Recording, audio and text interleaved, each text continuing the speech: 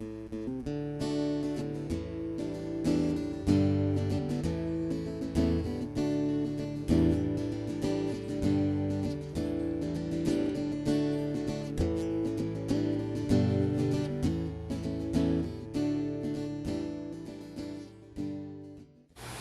here's Scott the Backwoods Gourmet. We got some of our Vidalia or sweet onions we grown right here in our own garden.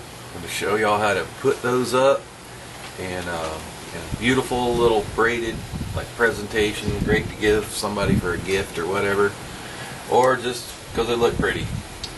So what you need is you need 7 onions with the top still on. These are the ones you seen us guys curing out in the shed here the other day. They got a little green left, but for the most part they're pretty dry, but yet they're still pliable. They're not breaking all to pieces. They're not totally dry, still a little flexible, so those are going to work great.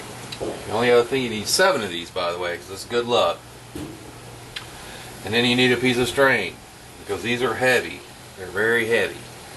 This one I just weighed it is 1 pound 6.5 ounces on 1 onion. If you don't have the string, probably not going to support the whole thing. So we're going to start with the biggest one we have, which would be this guy right here. He's going to be our middle one. He's going to be anchor man for this whole situation.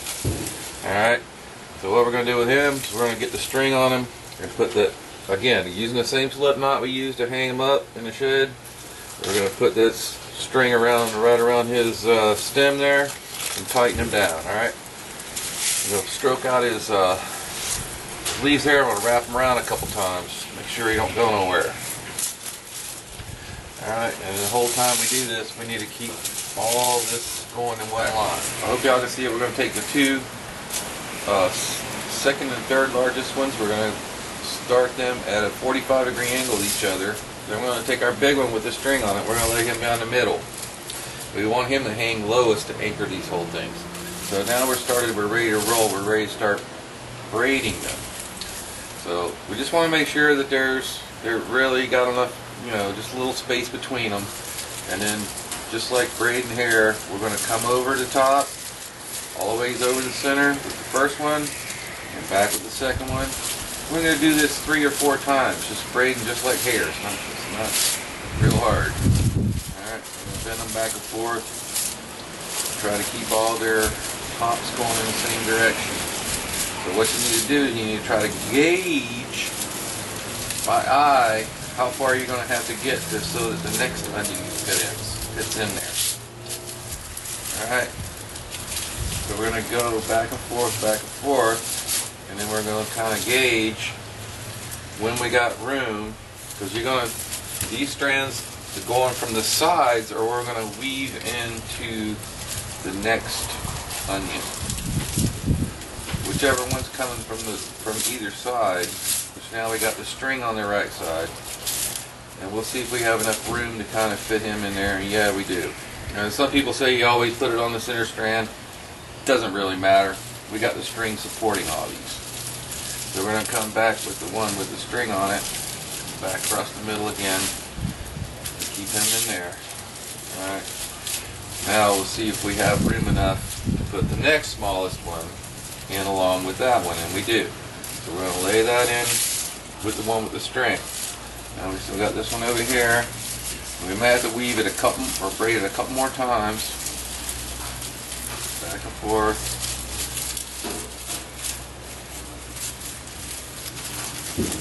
Awesome there.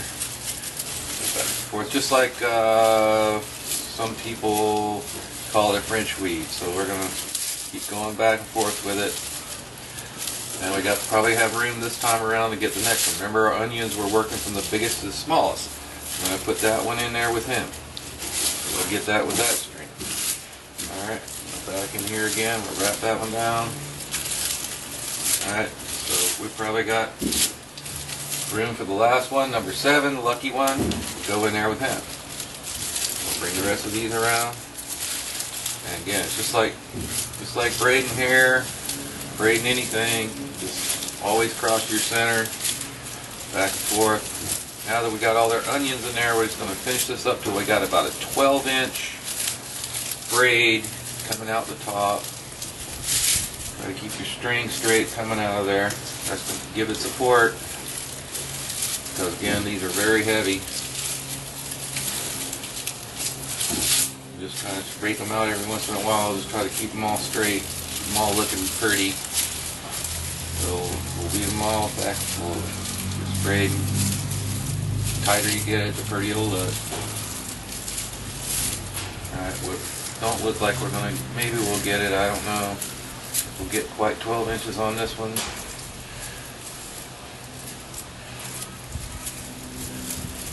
We're going to go back and forth until we get one with a string coming out one side and a long piece on the other side.